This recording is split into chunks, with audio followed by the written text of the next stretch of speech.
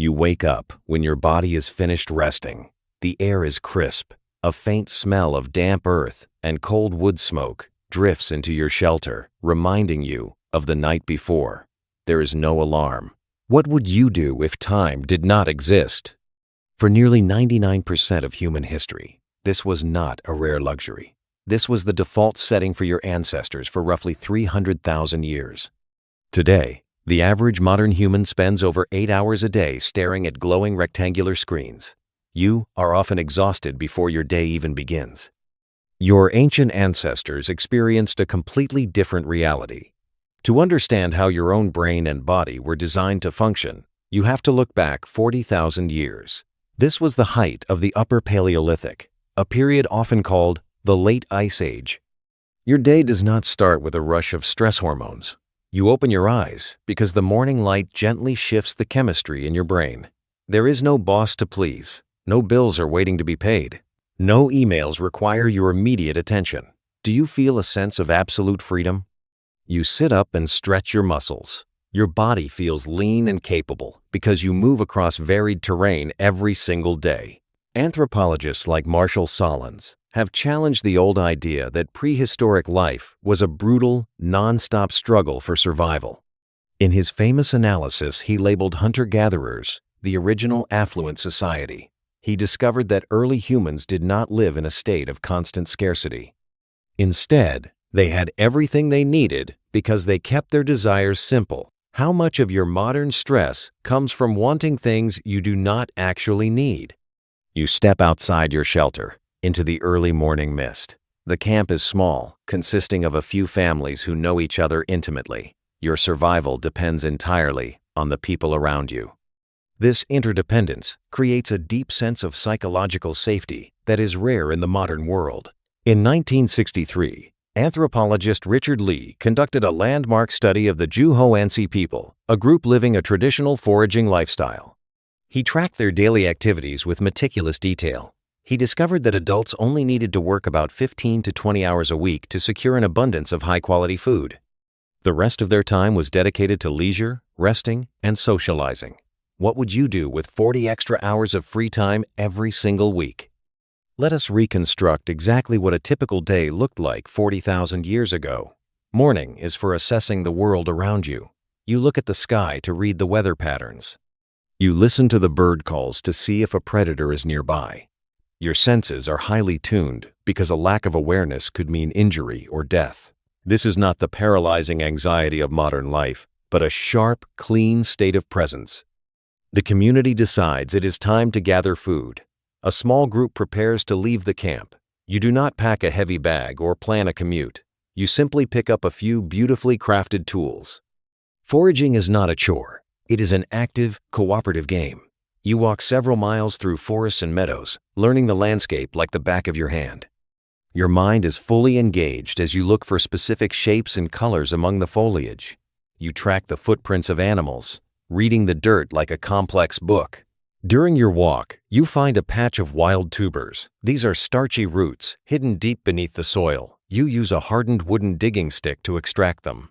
This activity requires physical effort, but it is shared with friends. You talk, laugh, and mimic the sounds of local animals while you work. There is no distinction between labor and play. Why have we separated productivity from joy in the modern world? While you forage, the hunters in your group are tracking a deer. This requires immense patience and deep knowledge of animal behavior. They do not run blindly through the woods. They move like ghosts, communicating with silent hand signals. If the hunt is successful, the entire camp will celebrate tonight. If it is not, no one panics. The gathered plants, nuts, and berries are more than enough to keep everyone well fed. Your ancestors maintained an incredibly diverse diet, eating hundreds of different species of plants throughout the year. Modern humans get the vast majority of their calories from just a few mass-produced crops like corn, wheat, and rice. This dietary variety kept your ancestors remarkably healthy and robust. By early afternoon, the primary work of the day is completely finished. The sun is high in the sky, warming the earth. You return to the camp with your baskets full of food. Now, the long hours of true leisure begin. You do not feel guilty for sitting still. You do not look for a task to keep yourself busy. You lie in the shade of a large tree and let your mind wander. This abundant free time allowed your ancestors to develop incredible cultural traditions. In 2008, archaeologist Nicholas Conrad made a stunning discovery in the Hohlefels cave in Germany. He unearthed a musical flute meticulously carved from the wing bone of a griffon vulture. It was dated to roughly 40,000 years ago. This artifact proves that early humans were not just grunting brutes focused only on food. They sat together in the afternoons, breathing air into bone tubes to create complex melodies. They possessed a rich emotional life that found expression through art and music. Can you hear the echo of that ancient flute playing across the millennia? As the afternoon fades, you might spend an hour refining a tool. You find a piece of flint and carefully strike it with a hammerstone.